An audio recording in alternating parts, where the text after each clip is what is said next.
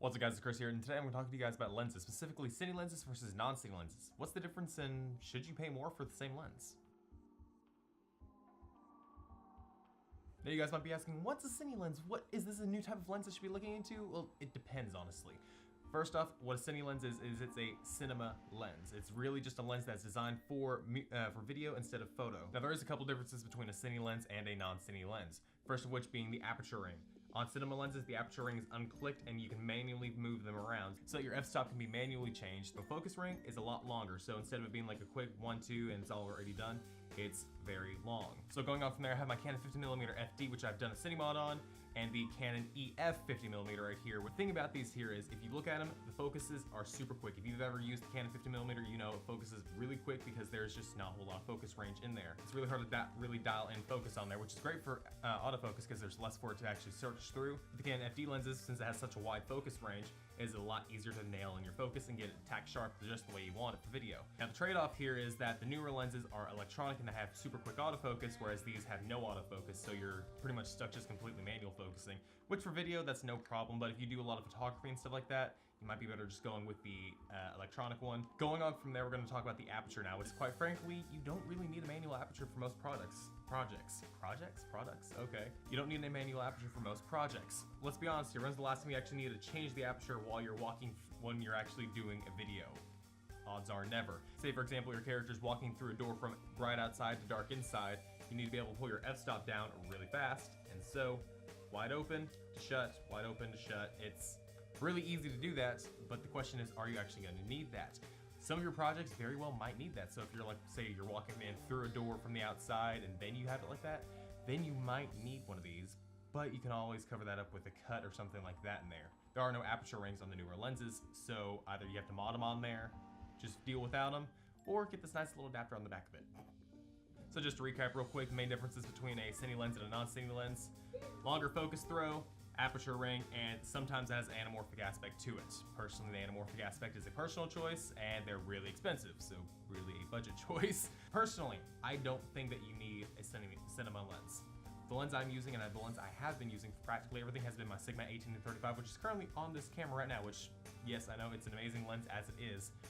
But the biggest difference between a Cine lens and a non-Cine lens is the aperture ring. There's really no use for needing an aperture ring for most things, because if you really have a scene that you have, say you're following somebody inside from a bright outside dark area where you have it on like aperture f22, and then you go inside where you need an f1.8, you're not doing that whole little aperture switch in that little transition of you going through the door frame. You're cutting, moving inside, resetting your aperture, and then going again. Because if you do that, you're gonna have to do a lot of takes. It's gonna be really time consuming just to get that nice little transition right between the actual open aperture and closed aperture. It's hard to do. Now, it doesn't mean you shouldn't do it. You can do it if you really want to add that production value in there, but there are easier, cheaper, and quicker ways of doing it. And honestly, I don't see the point in doing those different things. All right, you still want a Cine lens. That's great, that's awesome. What are your options here? Well, you could spend $20,000 on some super high-end glass.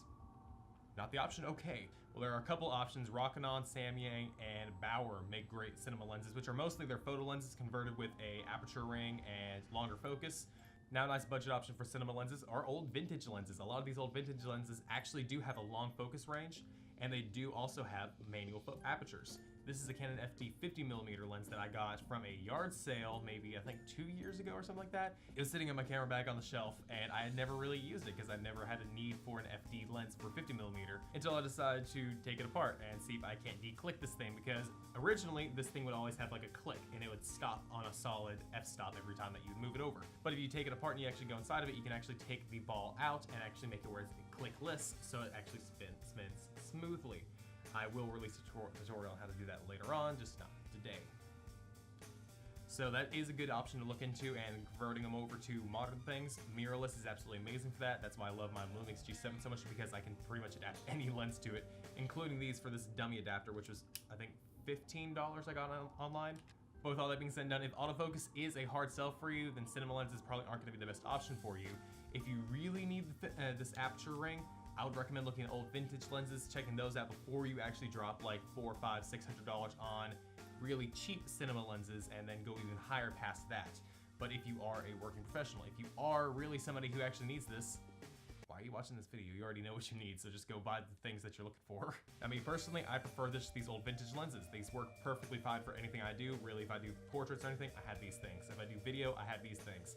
This is my favorite one, the Canon 50mm lens, and it is amazing. I can't stress how great this thing actually is. But later on, I'll do a full review on this thing and actually get into the nitty-gritty of how it works and everything. And with all that being said and done, thank you guys for watching this video. Click that subscribe button if you want to see more. Click that little bell icon to get notified for all my videos that I put out. And if you guys want to help support this channel in other ways, you can consider sharing this video to help really get this reach out there. And also you can subscribe to my Patreon account down below. And with that being said, I love you guys, and I'll see you guys later. Peace out, guys.